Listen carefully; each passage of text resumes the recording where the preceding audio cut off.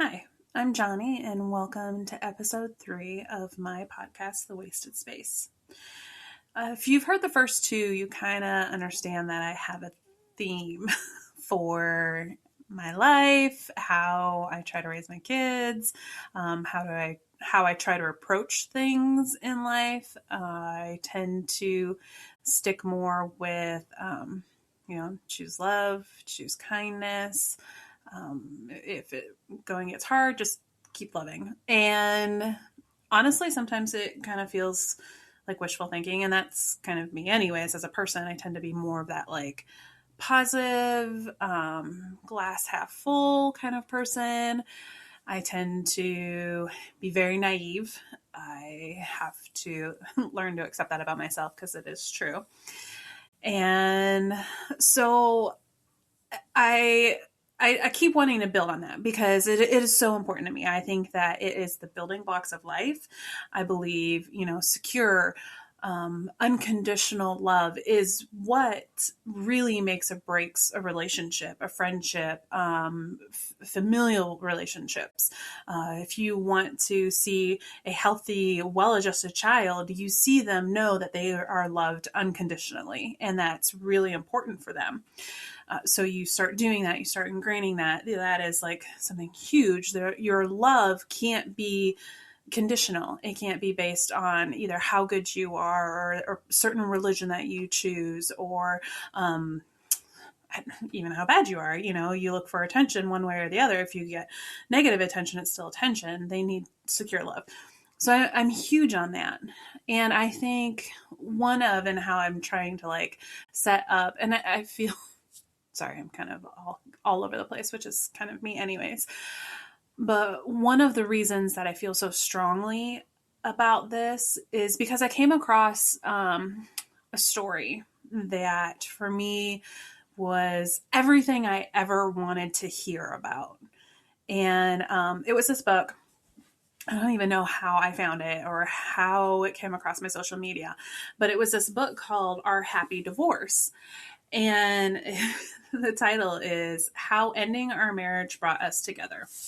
So for me, my history is, I used to be a pastor, and 15 years of that, when you get a divorce, it's hugely controversial. It's a big old deal. Like, how, I was getting phone calls, I was getting text messages, I was getting DMs. I can't believe you got a divorce.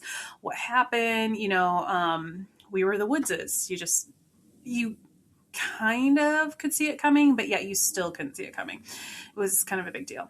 So it had the potential to get really ugly, and it did at points. At points, it was an ugly, ugly battle.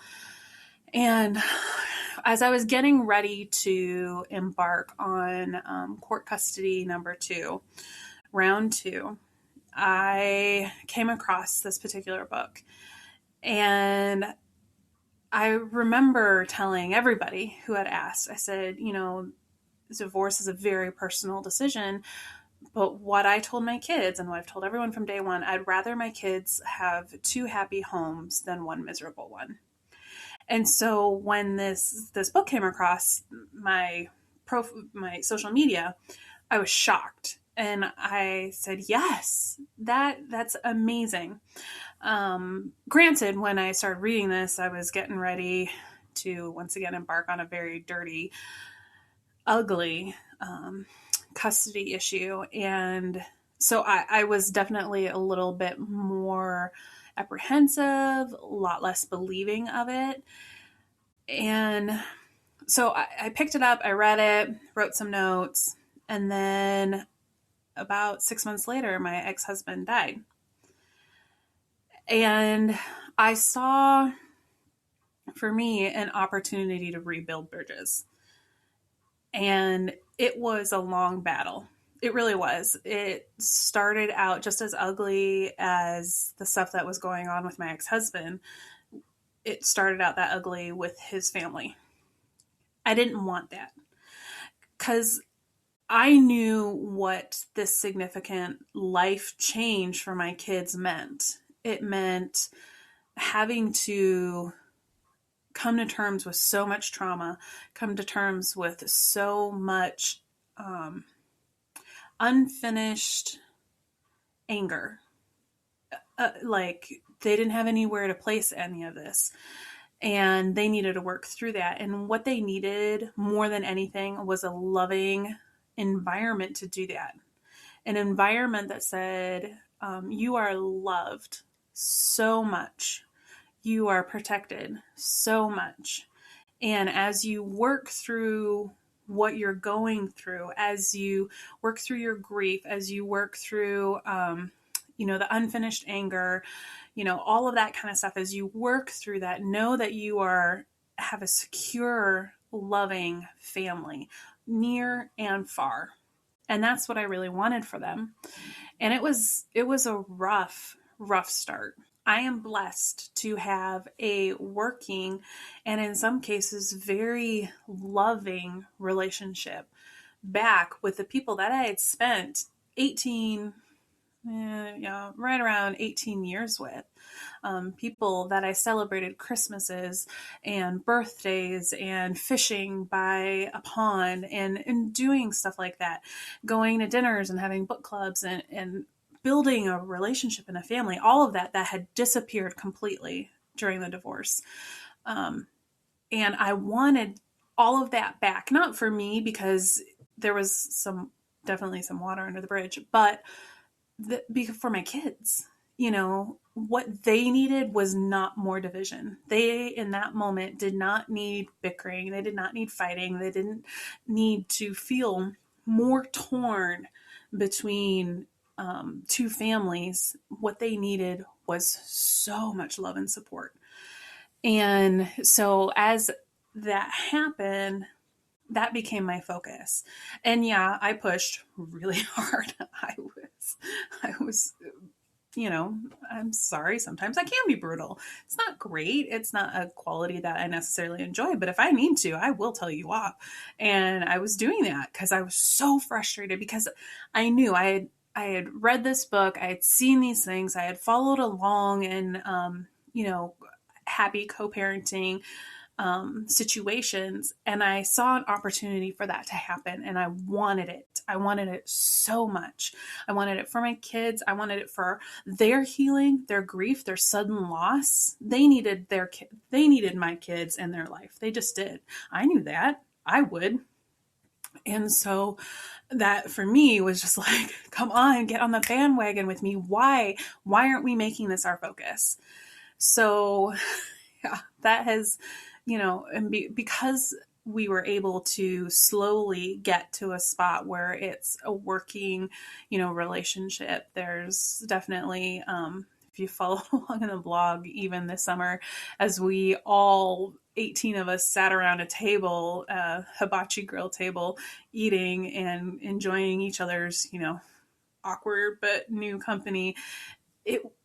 I was super blessed. I just felt like, yes. And it was bittersweet because at that moment I thought, we shouldn't have had to lose my ex-husband for this to happen. My kids shouldn't be without a father just so that we can all be together. It feels as though that's not fair. It shouldn't have happened that way. When we could have lived a life like this from day one of our divorce. And so I think that has definitely been my motivation for choose love, choose kindness, put aside your pride. You don't have to live with such turmoil and hate and anger and bitterness that separates you and wait until a big awful life experience like that happens to bring people together. So I figured, this is kind of how you'll see the direction of my podcast go. This is kind of the direction that my blog goes, when someone, and I get it, trust me, it's hard because this has been put to the test multiple times. It was put to the test with my former in-laws who are now, my kids' grandparents, their aunts, their uncles, their cousins, their, it's very important for us to maintain a healthy sort of relationship for my kids. So that was test number one. Here we go. Let's, if this is what I'm going to preach, if this is the way I want to live my life, then I need to do it that way. Yes, I still need to soften my edges. I'm working on that. But it also applied to, with my ex-boyfriend and my former friends, like at what point do I say, you know what, that hate and the anger and the bitterness and the rage that wants to be there, I need to just let that go. And in the end, I'm going to choose love and unconditional love and kindness and make that my statement and make those my prayers. And every time that, frustration or mind games or pain wants to come in, I'm just going to do what I can to be love, be kindness, be helpful, any of those kind of things. So I figured I would share kind of how I got to where I am, because as I was like highlighting different things in the book, I was just like, this is mind blowing. This is exactly what I want for my kids. When I said I wanted 2 happy homes, this is what 2 happy homes looks like. And it's not just because the inside of our home is happy. It's because there's no turmoil outside of it. And unfortunately we never got to that point, but we are getting to that now in kind of a different way. So the book is Our Happy Divorce by Nikki DeBartolo and Benjamin Helfand. I'll put that on my thing later. So when you start the book, we start the book at the end of their marriage and the beginning of their journey. I definitely liked how they processed what was going on with each of them. So you'll hear from Ben, you hear from Nikki, and then you start to hear from their new spouses.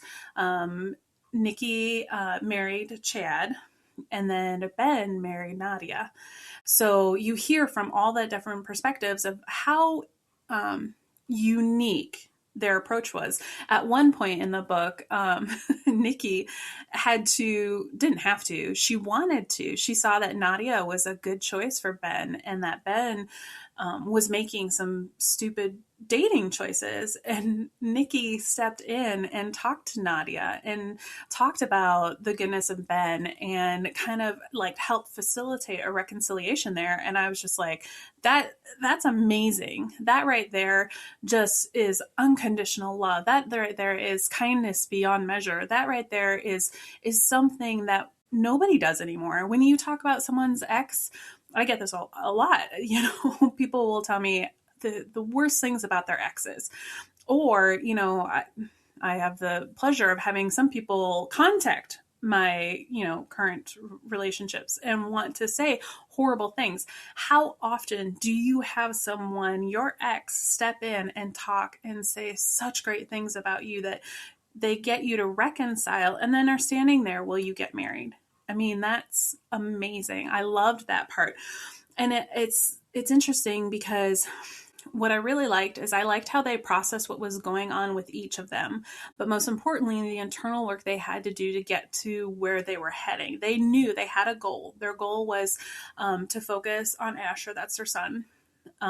Everything went through that lens, how to best provide for him, give him that loving security that he needs, care for him, give him happy houses instead of the, dry, stale marriage that had started to happen there. So one of the things that they say in the book is we didn't want to get stuck where we were unable to move past the worst moments in our relationship. For me, I believe that is key. Even in the midst of a breakup of a marriage or a relationship, you don't have to go through and purge everything. Yes, it ended and there were hard times, but the good times are what made a family.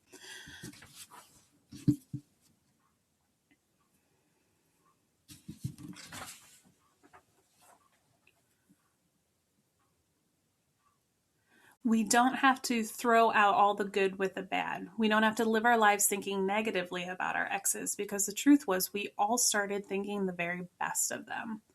What Ben and Nikki did was continue to put the best attributes of their ex in front of the need to be negative about them. what Ben and Nikki did was continue to put the best attributes of their ex in front of the need to be negative about them to their friends, to their family, and but most importantly to their son. It's not without sacrifice to the inner need of validation for the hurt that you've experienced. That can be done in a therapist's office. That can be done through your own internal work. You don't have to have everybody pick your side to validate the pain that you've gone through. Divorces, end of relationships, they're all ugly. It's painful. It hurts in so many ways. Whether you feel like you're a failure, whether you didn't see it coming and you're completely heartbroken, whether there were other extenuating circumstances, it could be anything, anything from an affair to addictions to gambling to bills to finances to death to all of those kind of things. All of those are extenuating circumstances. And your validation through that, of course, needs to happen, but that might just need to be something that you do privately with a therapist or with a pastor, or it can happen with a best friend who will still validate what you're going through, but also challenge you in where you want to go. When you say, I want to, not be stuck like that. I want to work towards a positive co-parenting relationship. I want to work towards a loving and kind person and not be the victim. Well, then you need someone who's going to look at you and be like, well, stop being a victim. You need somebody in your life who's going to challenge you and say, I think, isn't this what you wanted? Or call you out on your shit. If you're being a dick, they're going to look at you and say, why? Why do you think that your ex deserved to be treated that way? That's not okay. And you need to own that stuff. You need to apologize. You need to make better choices. Find those people in your life who are going to raise the bar with you and believe in it. Anyways, okay. So that was there. So a quote on there says, our happy divorce began when we realized that, contrary to popular wisdom, we could have the thing we wanted most, what was best for Asher. We were sure that we could make it work. We just had to sacrifice every last shred of pride, ego, fear, control, and selfishness in ourselves. We had to focus everything from the biggest decisions to the smallest details through that lens. And so how do I bring this down to just a personal statement, a personal goal of mine? Is that right there. We had to focus everything from the biggest decisions to the smallest details through that lens. For me, I want to live a life where I choose love and kindness first. And from the biggest issues that come into my life to the very smallest ones. From the biggest traumas and the biggest griefs and the biggest pains that come to my life, to the very smallest irritations, to the very smallest frustrations, to the very smallest day in, day out, stumbling blocks that would want to come into my life. I still want my focus, my lens, how I see things, my rose-colored glasses to be through love and kindness. And so I think that that's what makes my approach to everything a little bit different than just, Miss Positivity, Miss naive, which yes, I am. But at the same point, I'm choosing to make my life focus through this certain lens. Now, am I going to do it 100% all the time? Not likely. I mean, I'm human. I'm a failure. There are times where I will overreact or I will say something a little harsher than I really want to. But I also know that in choosing love and in choosing kindness, it also means that I am free and able to set boundaries and what those look like in my life, because those are healthy for loving and being kind to people. If you're going to run me over every time I see you, then in order for me to better love you, in order for me to be better kind to you, I need to set up some boundaries. and there's nothing wrong with that. That boundaries don't mean hate. Boundaries don't mean bitterness or anything like that. Boundaries are a way for people to find the door into my life, as opposed to just storming, the castle. They need to use the door. That is still a loving and kind way to live. So this is why I love this book. This is why it's so important to me, and one of the reasons why I've chosen to start seeing life through these lenses, and why I think it's okay for other people to do it. And this is why I think I want to share. So as I begin to pursue life coaching classes and getting certified and having conversations with people, the way that I want to approach even how I talk to people is, okay, one, let's do some real good internal looking at ourselves. What lens are you using right now? Is your lens mainly self-centered? Is your lens self-promotion? I know that when it comes to divorce, you can tear lives and situations and relationships apart so much that they can never truly heal. But for me, I believe that what was brought together in love can and should be kept together in love. It just will look different. And that is okay. It's okay to have your love change, but yet still provide the security and the joy that it did before. When you choose love above your own needs, you can do so much more to positively affect so many around you. What I liked, they said here in the book, as our modern family has blossomed and withstood tests in time, some of our more initial detractors have started shyly asking us how we did it. People want help. Despite the odds, we orchestrated a divorce that made us and everyone we love happier and healthier. There were setbacks and steps forward. Now, though, our lives are better than ever. Ours, our new families, and our sons. For me, I think when you choose love and kindness, you change the world around you.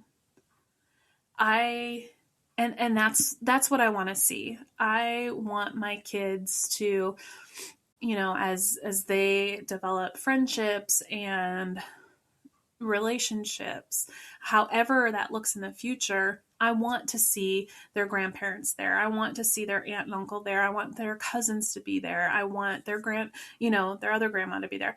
I want everyone to support them and love them and be a part of that family, because that is, the best thing that you could ever have. I know that for me, when, after I moved in with my mom and my stepdad, it was a hard transition, because not only did we stop talking to my dad, that relationship completely died. It took years. I lost my grandparents. I lost all my cousins. I hadn't seen them, and I wouldn't see them again until years later, when my grandpa passed away. And then at that point, I'm playing the guessing game with my cousins, like, is that so and so, and who's that, and oh, there's, aunt and uncle, and, finally reconnecting with all of those people. I lost so many years because of that. And we never got to the place where our relationship was so good and so healthy that, we could come back to our wonderful times of Christmas gatherings and singing around a piano and all of those great things, those memories that I had when we were younger and our family was happy and healthy. Well, maybe not healthy, but at least felt like it was happy. I think that is one of the greatest sadnesses when it comes to divorce, is how split a family becomes. And it doesn't necessarily have to be that way. there are ways to remove that anger and bitterness that drives some really poor decisions that only hurt your children and actually probably you. You know, I know that I missed my extended family a lot. I missed holidays and I missed, hanging out and just talking about movies and TV shows and fun stuff like that. I'm glad, I am happy that I've changed my lens.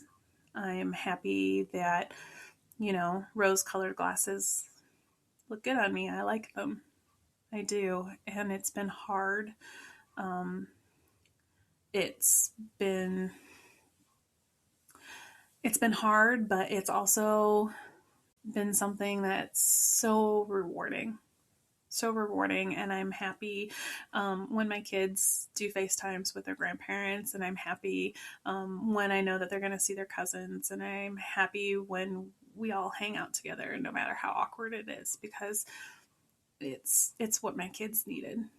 And I want to love my kids above my own pride and my own ego and my own need for validation.